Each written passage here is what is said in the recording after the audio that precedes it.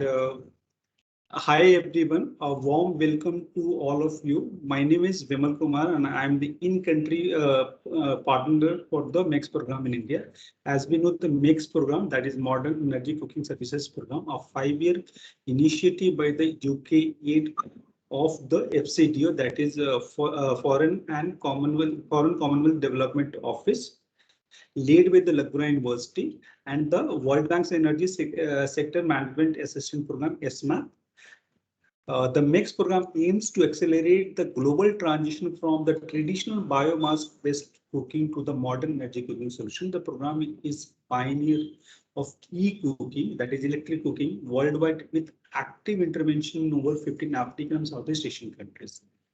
I'm happy to share that this is the second session on the MEX talk series on the transition to modern energy in cooking.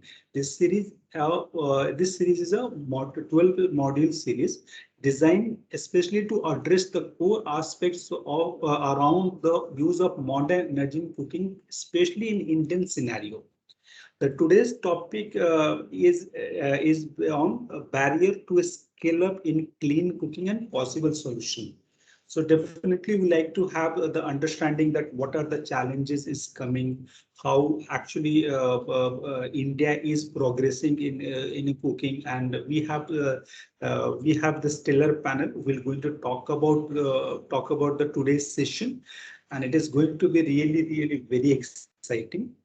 The session would comprise of presentation addressed by two of our panelists and the panel discussion, and then the closing remark.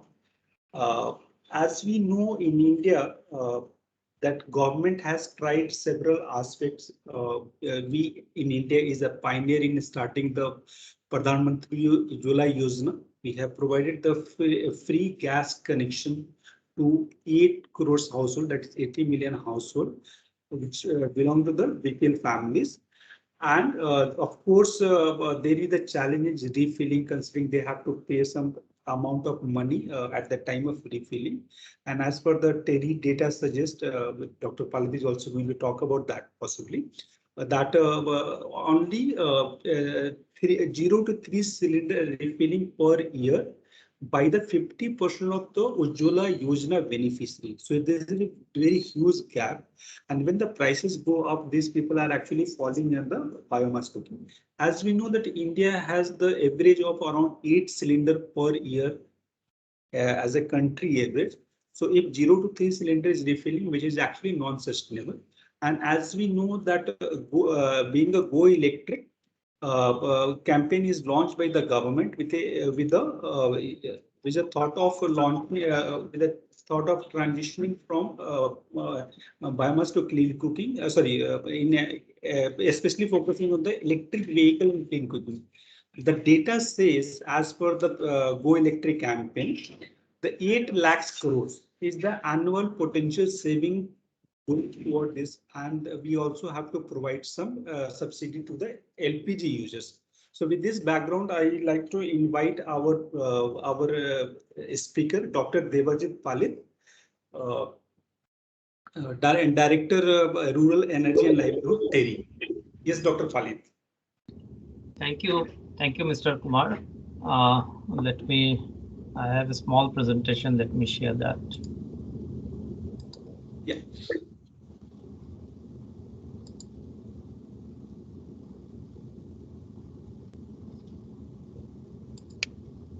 Yeah. Is it visible?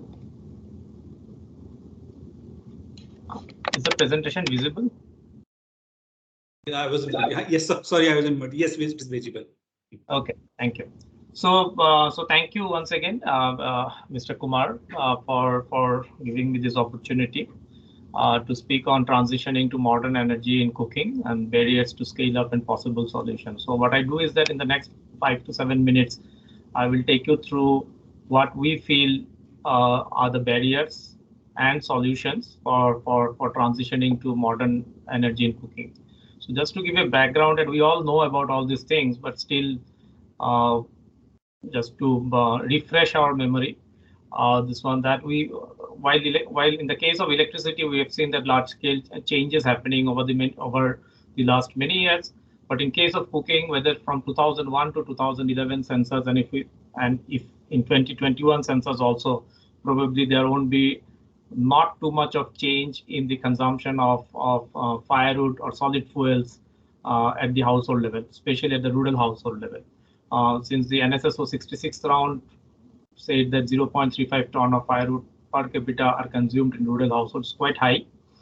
The MNRE has been implementing the national program on improved cook stoves, but was discontinued in 2002 because of various reasons. I'm not going into the details, but at the time of discontinuation, around 33.8 million improved cook stoves, that's about 27% of the total target, had reportedly been distributed in rural India. Thereafter, the National Biomass Cook Stove Initiative was launched. Some cook stoves has also been implemented as part of the NBCI. But what we can say very clearly is that all these ICS programs are technology focused, with dissemination being the only objectives and numbers deployed as metric for measuring success. We have not actually seen the other indicators or the impact that they might have resulted in. For example, whether pollution has decreased or whether the black carbon has reduced, and all such things have not been measured in the way it should have been.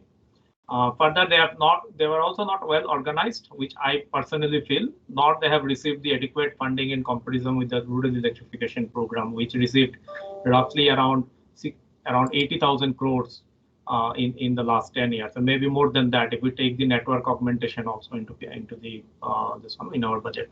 So what were the challenges to adoption of these improved cook stoves? Overemphasis on technology, underemphasis on the user friendliness, lifestyle change is required, purchasing patterns by the household, income variability, and most importantly, limited market players and stove builders in the rural areas.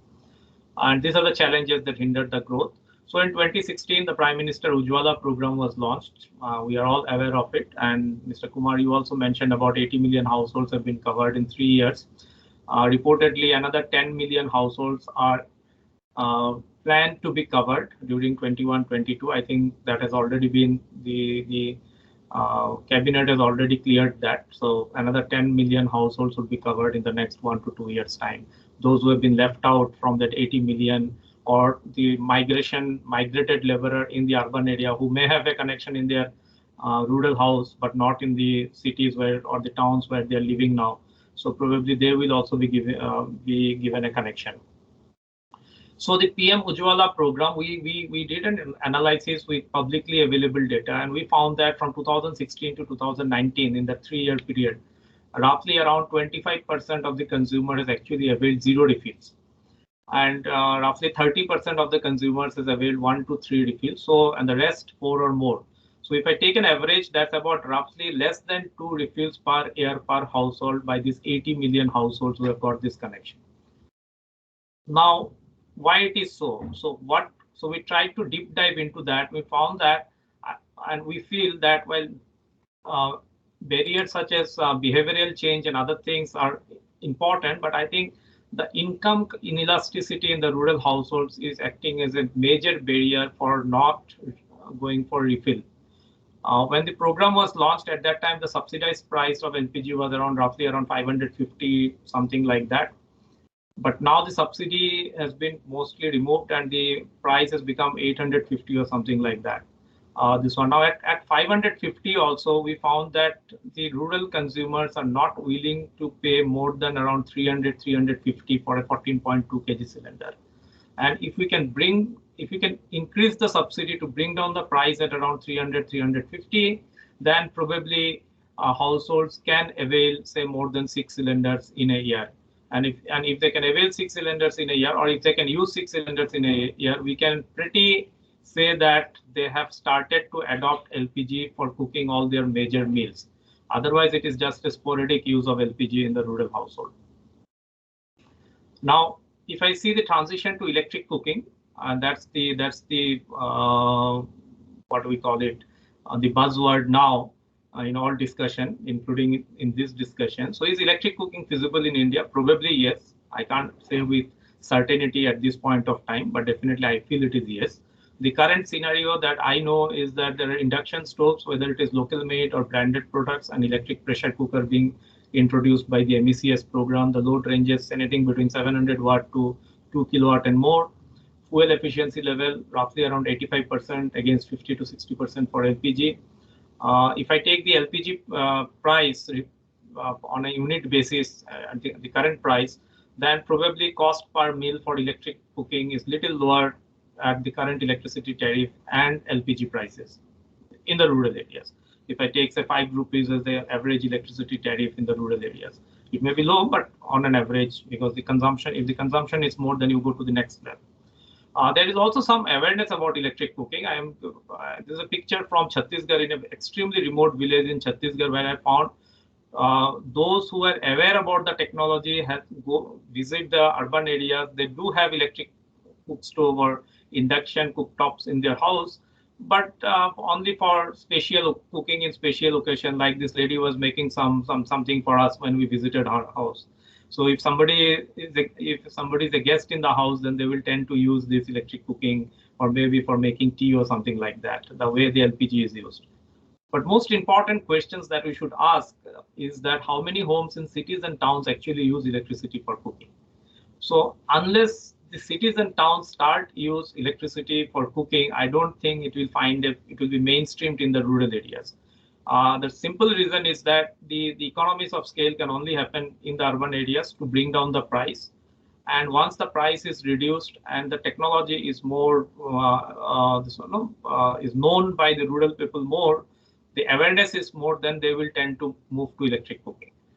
This one. So there has also been policy enablers, and I think Mr. Kumar already mentioned the draft National Electricity Policy by Niti Aayog also targets to achieve access to clean cooking energy for all by 2022, and it emphasizes on electricity-based cooking. What it calls electrifying rural energy demand is the tagline that they have used. So how can we electrify the rural energy demand? Because our plant load factor of the power plants are very low. So probably if we can have more use of electricity, then one, the PLF would increase, and two, with more and more renewable energy power being integrated with the grid, you have to have some additional use of this electricity in the rural areas too, so as to have a higher PLF or use of this renewable energy based power. So from a policy point of view, I think the intention is good. The Go Electric program, which was launched, I think, in February 2021, also covers electric cooking. But these are all fine because there are a lot of challenges, and which, if we don't address them at a speed, then it will take more time for mainstreaming electric cooking, not just in rural areas, but also in urban areas. So one is the most important is the access to reliable 24/7 electricity supply. While the government target is 2022, by which that means the central government has shown its intention that by 2022, power for all would be a reality, 24/7 power for all would be a reality, but it is easier said than done. There are many other challenges for it to happen. Large size of families, and these are based on some studies that has been done by Terry and others. So large size of families in many rural areas. So most induction stoves are suitable for cooking 4 to 5 persons only. So we have to have more technology options. Lack of responsive after-sales service ecosystem in the rural areas. And this is something that, based on our own experience of implementing about 1,000 induction cooktops in the state of Himachal Pradesh, we are saying. So we have found that people are more eager to take the local brand or the local made induction stove than a branded product, because the branded product doesn't have their own after-sales service ecosystem in most of the areas. So it's very difficult. If a stove, something goes wrong, then where do they go to make it work again? So, but the local stove can be easily rectified by some local technicians. So we have to create that ecosystem in the rural areas. And distrust, and this is always true for any new technologies, distrust in the new technologies. There are adoption related challenges even in urban areas, as I say. But most importantly, I think what's extremely important is the infrastructure that has been created to take electricity to the rural areas is not adequate to take on the additional load. Whether the infrastructure that were created 30 years back or the new infrastructure that has been created under the Deen Dayal Upadhyay Gram Jyoti Yojana or the Eastwell Avatar Rajiv Gandhi Gramin Vidyutikaran Yojana, I think that is not adequate to take on this additional load. Houses have been provided with 500 watt load. or maybe less than that, and that is not sufficient. The transformers and all these things need to be completely changed if we have to promote electric cooking in the rural areas. And the other most important part is the affordability, and I think we are not speaking too much on affordability. I was just thinking about it, and let's take an indicator, because this migrant crisis and this pandemic has brought an indicator to the forefront. Almost 60% of the population in India is provided with subsidized food grain by Government of India.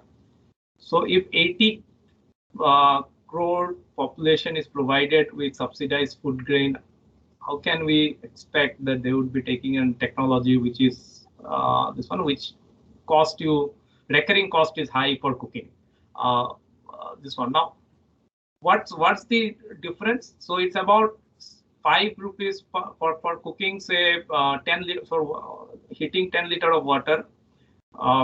You spend about 5 rupees, something like that, for electric cooking. This might be around 7 to 8 rupees for LPG at the current prices, but this is only 2 rupees with firewood, and that's something is the most challenging task. So our analysis, having said that, our analysis, internal modeling exercise that we have done in TERI do indicate that gas-based and electric cooking will be dominant by 2030. However, we are not clear as yet is the speed of transition to electric cooking because of some of the challenges that I just mentioned. So what is the road ahead? So what we feel is that the cost of inaction is far higher than the cost associated with complete elimination. So if required, we may have to provide higher subsidy, better financial support, this one to support this clean cooking, whether it is through LPG or through electric cooking. So government just can't remove their hand that we won't provide subsidy, because now that you have created the infrastructure and provided connections to all, it is also the government's job to see that these connections that has been provided are used by the rural households and not used just because of affordability concerns. Complete transition of households to modern energy and efficient cook stove definitely is a gradual process. We all will appreciate that and acknowledge that. And it is dependent on range of factors from affordability to behavioral aspects to different support mechanisms that are created. What we believe is that in the short term, maybe from now to in the next 3-5 years, biomass will remain despite the LPG and electric stove programs. So we still have to have better designed4efficient biomass stoves for the rural areas. In the medium to long term, maybe from say 3 to say 10 years or 4 to 10 years, we need to work towards addressing the challenges of LPG and electric cooking adoption through better awareness, more technology options, and reducing prices. Now, how do we reduce the prices, whether it should be through subsidy or we have a program of activities for carbon funding, or otherwise we need to think about it. I think we have convergence. After my presentation, they can tell better what is their plan on carbon funding and other things. Also, with the rise in income, which we are expecting, households are expected to transition to modern and cleaner technology. So both the things should go in simultaneously.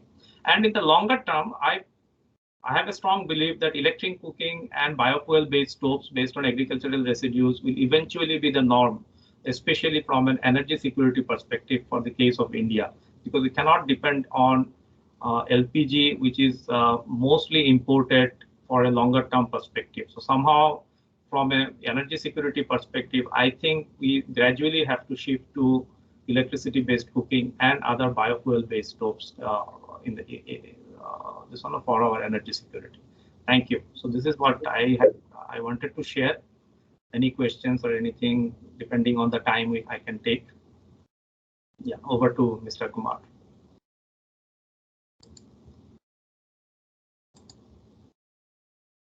I was on mute.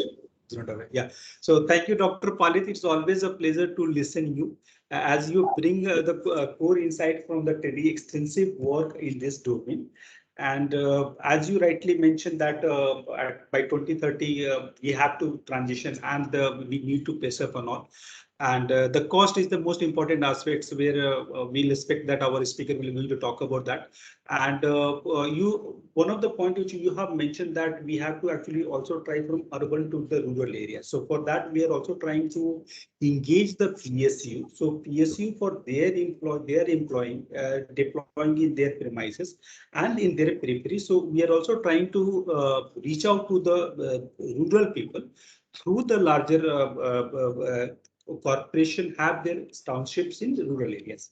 So thank you, thank you, Dr. Palit. With this, now I would like to invite Ms. Snigdha, consultant, Convergence Energy Services Limited. Yes. Hello, thank you so much, Vimal, and thank you, Dr. Palit. That was a very, very informative presentation, and as you mentioned, we will like to talk about the possibilities through carbon finance. So I'll take us through our presentation. Let me pull it up.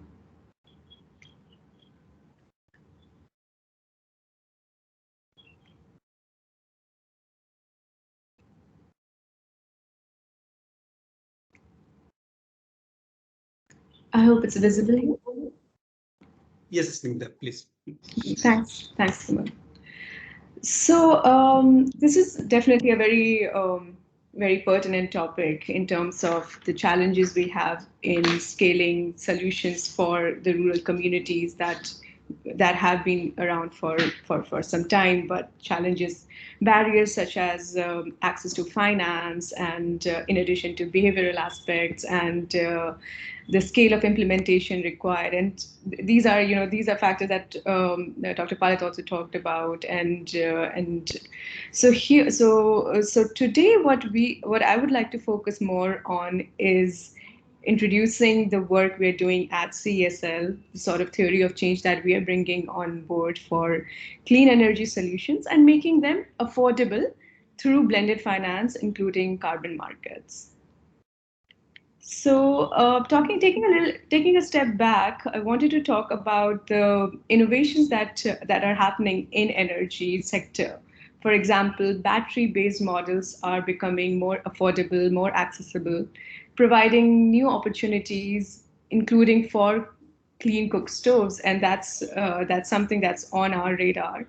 And in addition to the fact that India has achieved near universal energy access, we are there's a strong focus on distributed solar solutions, electric transport. So these are factors that are coming into play, and they provide opportunities which are equally accessible to make existing programs more scalable. So that's sort of where CSL is bringing their thinking into, and how these innovations can be applied to support the last mile communities. So just a little bit about CSL. It's a new venture that was launched in October. It's a part of the ESL group of companies, and we are focused on three primary areas: distributed solar, electric mobility, and energy storage, through which we bring in last mile access to clean energy. We focus on emissions reduction, which is quantifiably measured through a strong MRV system. And we try to bring in blended finance through carbon markets, which I already talked about. So today I wanted to focus more on our program, which is focused on rural communities, and focused on reducing emissions at household and farm level, which we are making possible by bringing in carbon finance instruments. So let me take us to some of our programs. And what we are doing here is, for example, let me talk about the Gram Pajala program that we've launched a couple of months ago. So this program distributes LED bulbs in rural communities. We've started the pilot in Bihar and in Uttar Pradesh, and we've been able to successfully replace about 500,000 bulbs in a short span of 3 to 4 months. And what's made it possible is that it's become affordable. The bulbs are provided to the rural households at a mere 4 cents. And the way we are able to reduce the financing for it is because this is implemented through a UNFCCC project, and which subsidizes the pricing of the LED bulbs, making it affordable for rural households. So that's one of our schemes that are up and running, and that's the concept that we are trying to bring on board for other rural needs as well. And we talk about solar pumps. So that's another program that we are bringing at scale for rural, specifically for rural communities. And its implementation is happening currently in Goa, where we're also bringing in home lighting systems and trying to bring in not just equitable access to clean energy, but also trying to bring in gender parity, for example, by training women, locally based women, to manage these home lighting systems. And all these factors, they touch upon the different SDGs, and sort of that's where we are trying. So that's sort of the crux of our focus, that through carbon finance, we're trying to make development and climate change resilience more affordable.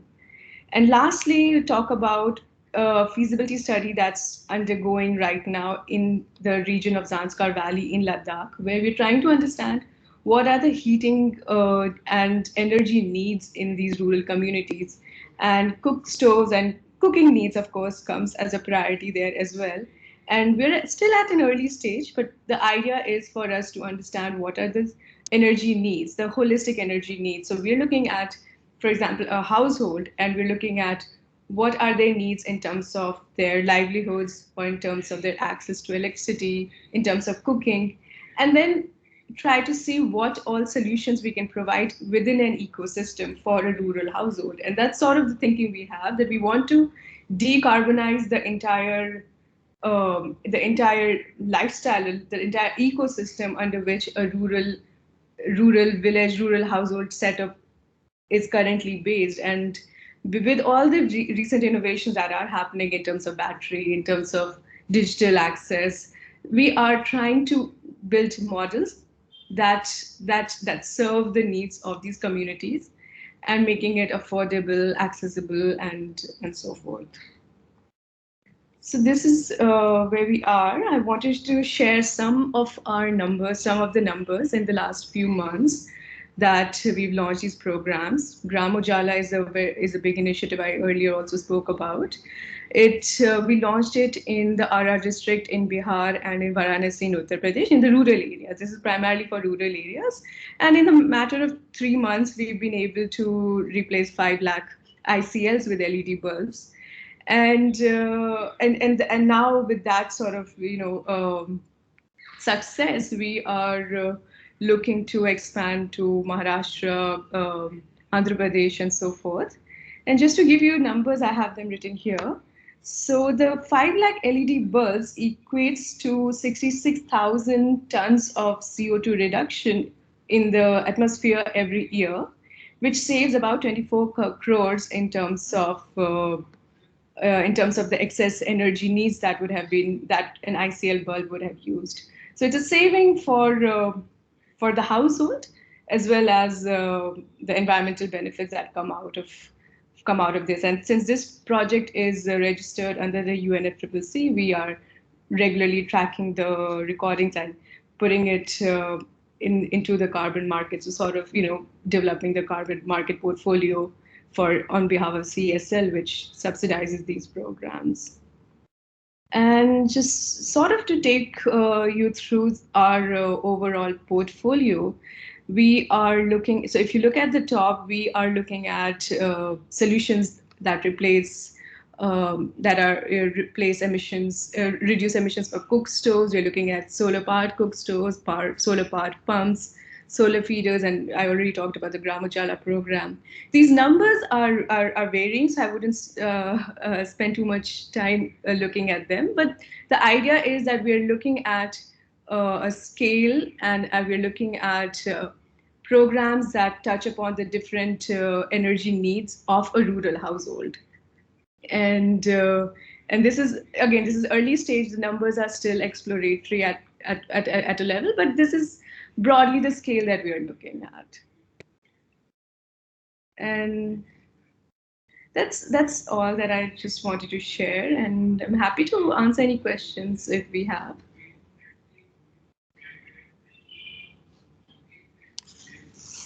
Yeah, thank you, Snigdha. And we request the delegates to type their questions, and we will be taking this question at the end of the session. And feel free to ask any of the panelists. And thank you, Snigdha, for highlighting the initiative of CESL and how your organization is focusing toward the clean cooking and deriving the economies of scale for the masses, which is actually India needs. And with we like to proceed to the next part, that is panel discussion. This discussion is moderated by Dr. Simon Batchel, Program Director in Mixed Program. And our panelists for the session are Mr. Girija Shankar, General Manager, Technology, Energy Efficiency Services Limited, and Mr. Udit Mathur, Energy Advisor, FCDO India. Yes. Over to you, Simon. Good morning, afternoon. I'm speaking here from the UK. Judith, if you going to put your camera on, Mr. Gurja? Just waiting for them to put their cameras on. Hi, welcome. And Judith. And yeah, here it comes. Brilliant. All right, thank you. So I felt, Dr. Devijit and how do you say her name? Snigdha. Both did, thank you. Both did wonderful jobs at laying some of the groundwork for this. And I'm going to start with you, Judith, if I may, and pick up on Dr. Devijit's point about the difference between urban and rural, and that maybe the rural electrification program is not strong enough to cater for cooking. Now, I'm aware that Snigdha said there are huge advances in batteries and energy storage, which may well sidestep that problem. But I know you've been involved with electricity reform. So please, can you build on that somehow? Yeah, thanks, Simon. And thanks, Devjit and Snigdha, for covering those issues so well. I would really like to echo Devjit's points on who should we start with almost the rural versus urban issue, because really my own, I am no expert on electric cooking, but I am interested in the relatively benefits to poorer segments of the society. But having said that, even I agree with Devjit that the start to this for ultimately speedier deployment has to be with the urban sector. It can't be, I mean, it is hard. I know ESL is trying innovative models, but I think it's much harder to start with almost the most difficult sections of the society, because I think the reason is simple. Ultimately, we need now people are already using something, whether biomass or LPG. They are in no tearing hurry to change to something else. So if this has to pick up electric cooking, ultimately it will need to be an aspirational product and with costs within reach that Devjit highlighted. And also because there are differences, our own MEX program has figured out, and if previous electric cooking programs have figured out, there are differences in food and cooking habits. So there will need to be almost some regional versioning of products available. So in that sense, the reason now I'm saying is we start with urban because we've seen huge amount of experiences around us. For example, mobile phones, TVs, motorbikes, detergents, all the highest selling products in the rural areas are ones that actually started with the urbans. They got economies of scale. Companies came in, products came in, companies got the wherewithal to actually invest ultimately in a rural marketing and after sales infrastructure. So I think it is much harder to bypass that cycle even for this product. Equally, on the No, sorry, and I Yeah. was going to say, and that leads us to draw in Mr. Shankar, because that is where EESL has really laid some groundwork in the energy efficient bulbs, and you know, I would like to draw him in so that we have a discussion.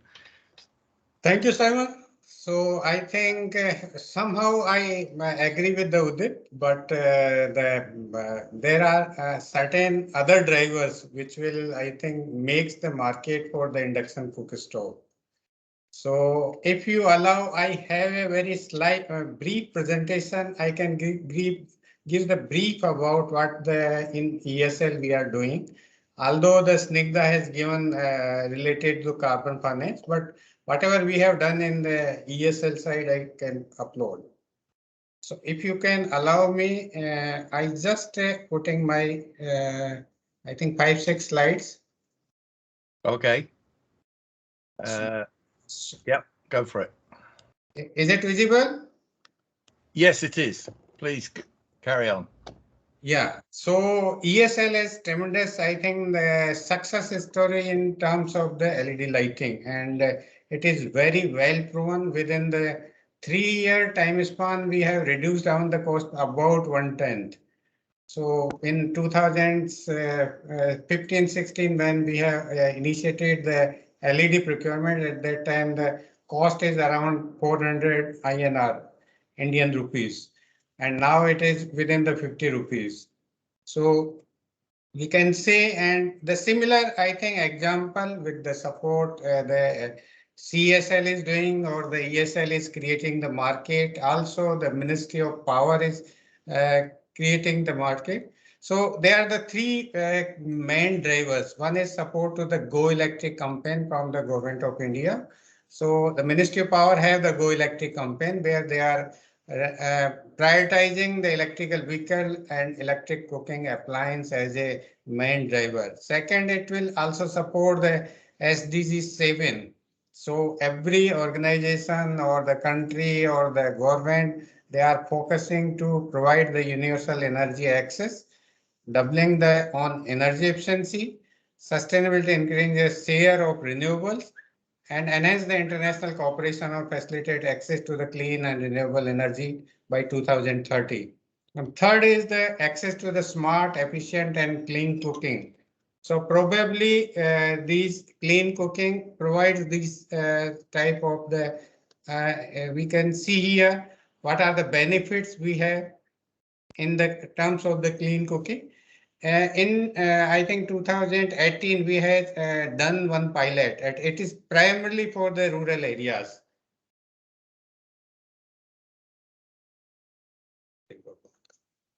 So we have placed around 99 cook stove with the PV.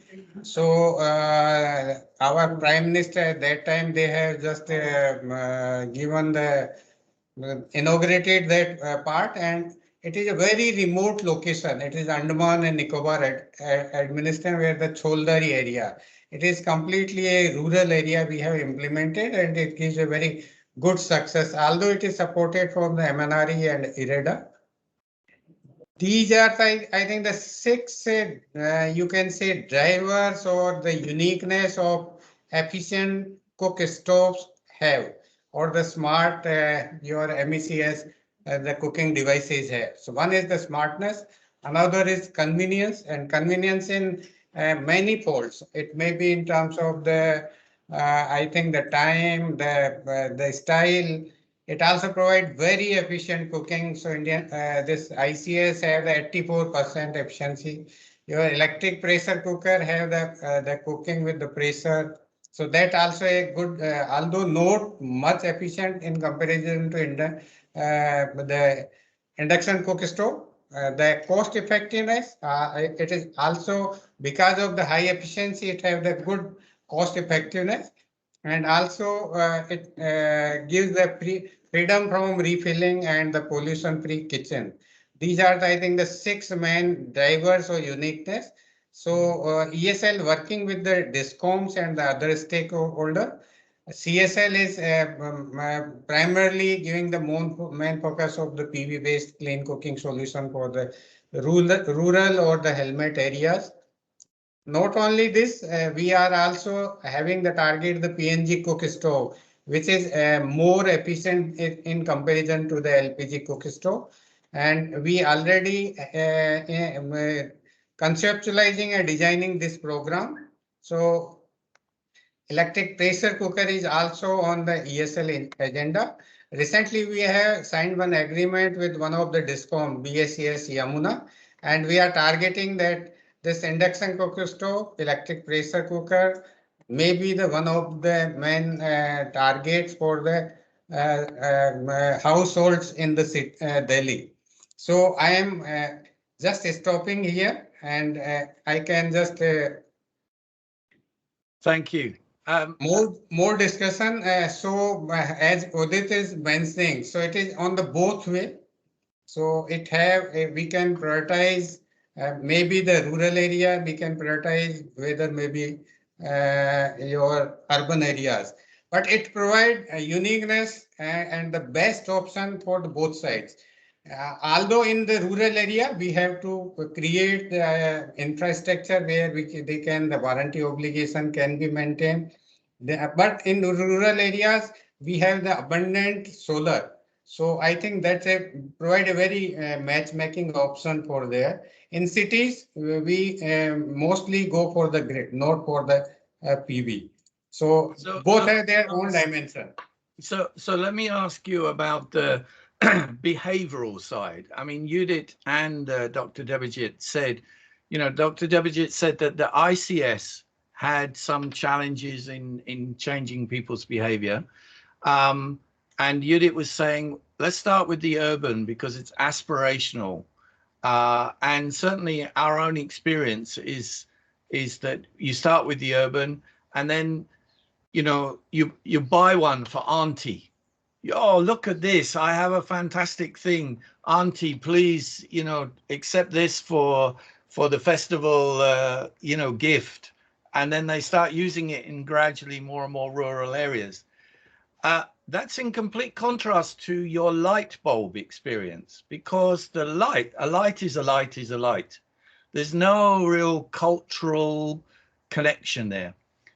How do you see, how should stakeholders and actors come together in India to address this consumer awareness, cultural, behavioral aspect, if at all? It's a difficult question.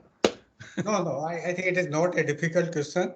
So, Simon, the change of behavior needs some time, I think, and also the training and awareness. But the induction cook stove, because of it is very highly efficient and it is a very small kitty amount. Your electric pressure cooker in comparison to induction cook stove is slightly higher in the cost, but both have their uniqueness. So both have the controllability. Many things are the common in both, but the uniqueness in induction cook stove is that it has the low cost, and it is, as you are mentioning, it can be given as a gift, and next year they can give the more I think awareness to the other. So it may be the brand or I think the style you can say, or the smartness you can pitch in, through which we can pitch in these type of program. And in the rural area, it is, I think, the PV, the integration with the PV makes it more efficient, because the technology used in the induction cook stove is converting AC to DC and DC to high frequency AC. So there are the two conversion is going to be happen. And if you are able to convert directly PV, which is available DC, and going to high frequency AC, that will provide a very fantastic solution, but it requires I think those ecosystem in terms of the deployment of the product in that way. Currently, we are using the inverter. In the 99 demo we have conducted, so we have put the the PV, then inverter. So one more step we have inbuilt, but at that time we didn't have any, I think, the commercial product where the DC can directly feed into the induction cook stove. Most of the induction cook stove are available. They are operating on AC. So it is some let me draw technological you challenge. in on this one, please. We have some work in Bangladesh which integrates PV with low voltage grids without using inverters, and that sounds the direction that you're talking. But you're in the power sector reform, and Ms. Signa said about, you know, there's going to be a transformation. There's going to be more PV. There's going to be more renewables on the grid, which changes the whole profile. There's going to be much more prosumers producing. Judith, how do you see this extra load of cooking coming onto the grid? So in India, because of the initiative of the Bureau of Energy Efficiency and ESL, particularly this Ujala scheme of ESL, now we have the more availability in comparison to the, I think, the demands. So Go Electric is the, I think, the logo and the message from the Ministry of Power itself. It is not from the other. So they are going for the Go Electric, and Go Electric provides the good opportunity where these type of smart cooking devices can be elaborated. Only the one challenge, I think the Dr. Palit has mentioned. In India, in northern India, partly on the half of India, we love the chapati. That's, I think, more awareness or some practice needed that can be cooked from the cook stove. I think that's only the one challenge in terms of the behavior or the need of a household, particular households. Let me get a response from Judith. Yeah, thanks, Simon, and thanks, Girja Shankarji. So I think there is a market. I think it's the question of the speed of transition. There is definitely a market and a set of consumers who have adequate connected load, who can really take up this product, right, with or without solar or anything else. So, so that's the opportunity. I personally think if you load it with too many things, for example, solar or battery or this and that, then it of course becomes hard to make it affordable. And then you just need those carbon financing or subsidy or something else, right? The third question is, the third point is, if we do it too quickly, and essentially what we're talking about is cooking loads that are usually there either in the morning or in the evenings, both of which are peak times, both of which are times when renewables aren't there. Therefore, what we are saying is we are raising thermal power generation uh, by shifting to electric cooking. Now, is that good from an emissions point of view? Not necessarily. So, I think we just need to make those assessments in terms of which is the segment we go to first, which means which has the capability, affordability, connected load, etc.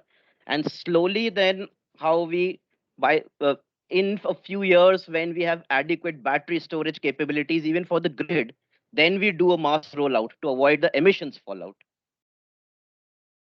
Yeah, I mean, we have some experiments in Malawi at the moment with lithium titanate batteries that have just come on the market. They can do rapid discharge, so they can cover the cooking very easily, and they have 10,000 cycles. So actually, they can last people like 10 years or more. So you know, these are exciting developments. I'm going to try and bring in Ms. Snigdha. Sorry, I'm trying to get your name right, because you were talking about batteries and your work with that. Do you want to comment on this aspect of energy storage? Yeah, absolutely. In fact, I'm quite intrigued by this, by the pilot you're talking about in Malawi, and we've had discussions ourselves on how energy storage can be used for cooking purposes. And we're thinking about the northeast part of India, the more hilly terrains in India, and how the daylight is very short it's by 4 p.m. or so there's dark, and a lot of people are typically cook at this hours, and in which case we're thinking if we can explore possibilities for storage based cooking solutions. I mean, it's early discussions right now for us. We don't know the feasibility and the technical feasibility especially, but that will be a significant possibility if we can bring it in. And let me try and draw in Dr. Devijay again, because Terry is a forward thinker. They're doing the research that helps your government ground, realities. Like me, Dr. Devijay has gray hair. So he is looking at it from sort of 30 to 40 years experience of seeing transitions. Can you see this transition happening, Dr. Devijay? And as you look forward to the next 10 years, is it within your imagination? Thank you, Simon. It's a good question. I am a born optimist, so definitely I do see that the transition is happening, and that I did mention in my slide also. But we are not sure about the speed of transition, whether by 2025 we will see a large-scale transition, or by 2030 we are not sure about that. Primarily because we have to make our things correct. Some of the challenges that we have to address them. Now, in 30 years, we have not been able to address the challenge of biomass cooking. This one I have not been able to mainstream biomass-based improved cook stoves in the rural areas. We are still with the traditional stove. So somewhere we are missing some of the things. So we are trying to address the problems in silos. So while the government may have provided 80 million connections, but connections does not necessarily mean adoption. So in case of electric cooking also, while using, say, some type of subsidy or something, we may provide a induction cooktop or any other type of electric cooking to a household, but that does not necessarily mean the person will cook in it. The aim should be that how we can make the person cook their major meals in a cleaner device. And for that, I think income inelasticity, behavioral aspects, easy availability of firewood. So there are certain regulations which may be societal regulations and policy regulations. Both is required. In urban area, we cannot cook with firewood because the society, my neighbors will protest or whatever, raise question with me, this one. And you don't get firewood in urban area also. This one. So I think we need to have all such thing in a package to address the problems, and then definitely I see that it is happening.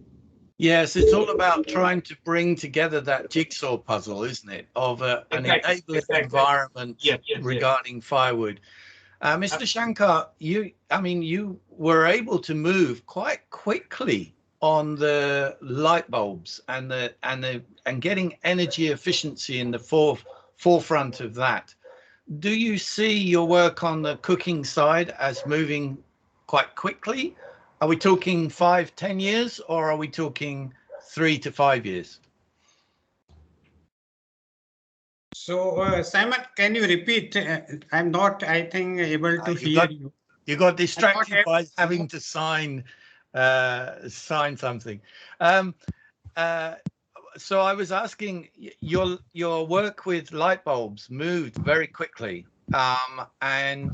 When you look forward onto this cooking, the Go Electric campaign, and your work in bringing the price of appliances down and making them more affordable, tapping into that carbon finance for the subsidies, do you see that as a 3 to 5 year exercise or a 5 to 10 year exercise? No, I think I get less than 5 years.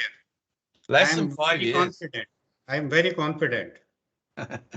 Very good. Do you share his confidence? Yes.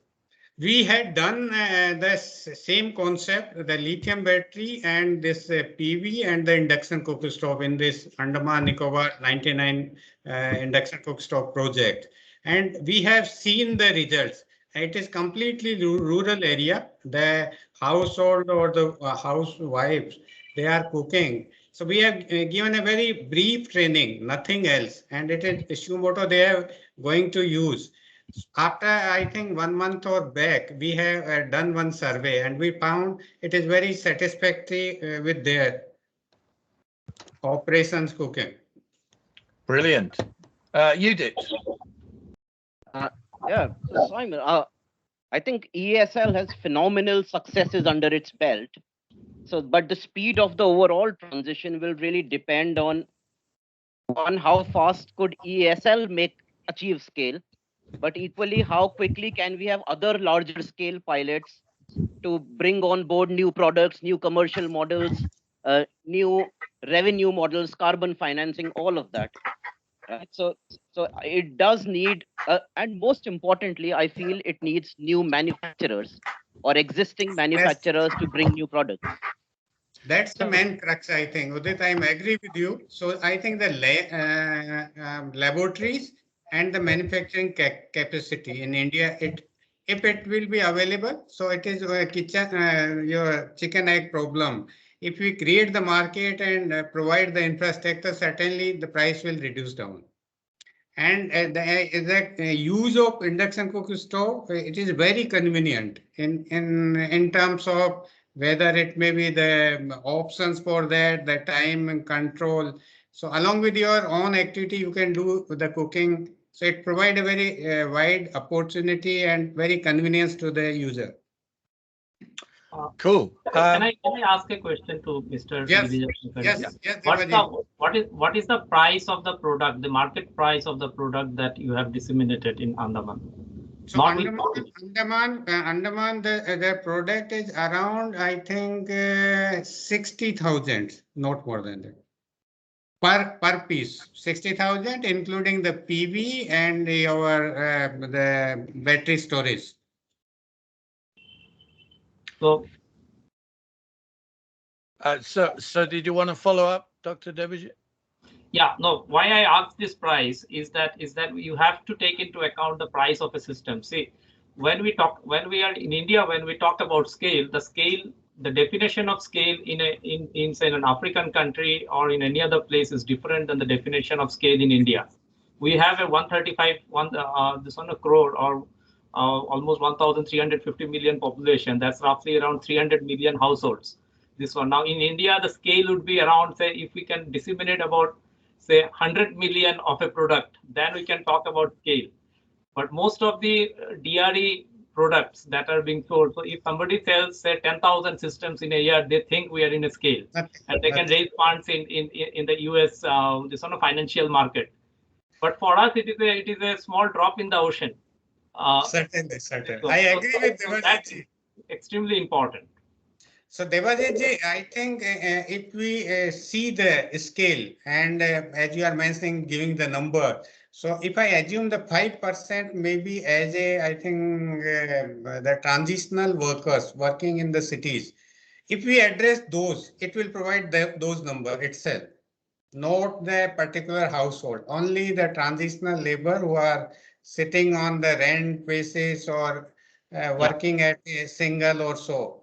And for those, it is a very good option because they didn't have the LPG availability, the refilling may be issue. Induction cook stove is very, very convenient to those segment.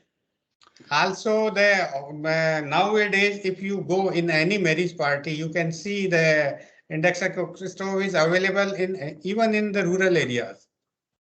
So we're actually out of time. I noticed that Vimal has probably dropped off the call. I think he might have connectivity problems. He may even have a power cut. Oh no, here he is. I'm here.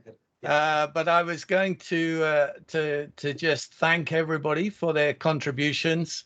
You know, like all webinars, all virtual discussions, a little bit awkward at times, but you know, I really appreciate everything people have said, and I hope that this is a small step towards a future with an India that is net zero carbon, that is really healthy population, cooking on Mr. Shankar's electric, very cheap appliances that he's taken up to 100 million units within 5 years.